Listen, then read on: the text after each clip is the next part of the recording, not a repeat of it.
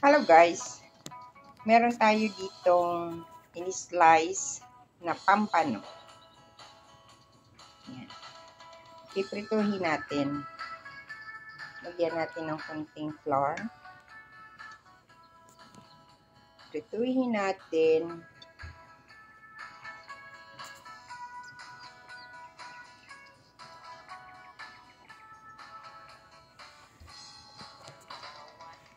Yan, ready na po sa prito.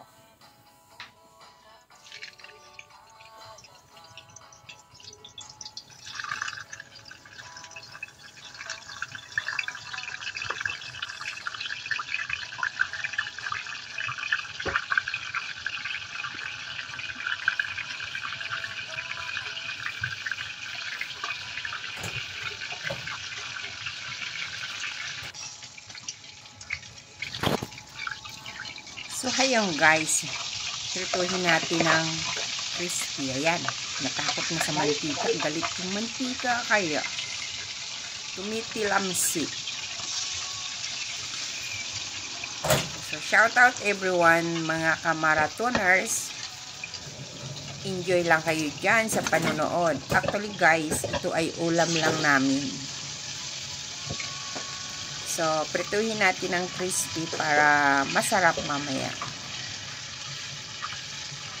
Nungka, mawawala rin naman ang pagka-crispy niyan pag nilagay sa sauce, diba? Pero anyway, just watch.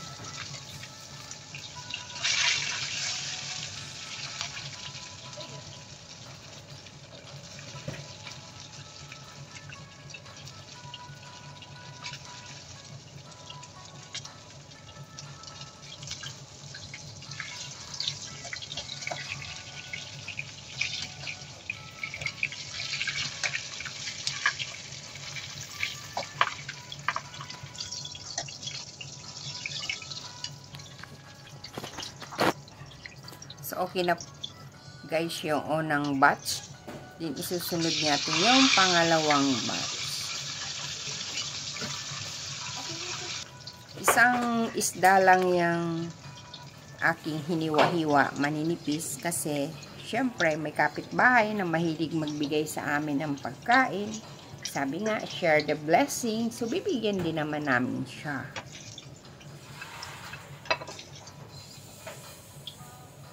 So, ayan na guys. Ano yung ating crispy siya. So, yung guys, meron tayong niwang sibuyas na puti, tsaka isang kulay na bell pepper. Ngayon, may nakita ko sa rep, itong siling ganito. Pagagamit pa naman, ihalo ko na rin. Yan. Diba? Sayang din naman.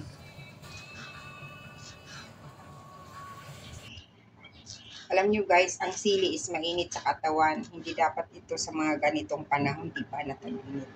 Pero, sayang nga, kung itatapon din naman ito, hindi naman ito maanghang.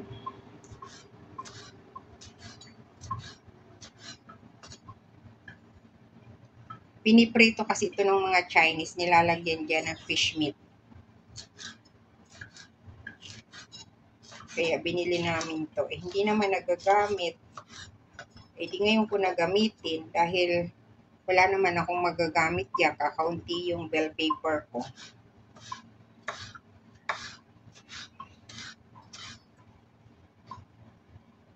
Yung aking pineapple, kakaunti rin. Sayang, wag magtapon. O, diba? So, ayan na yung aking lulutuin.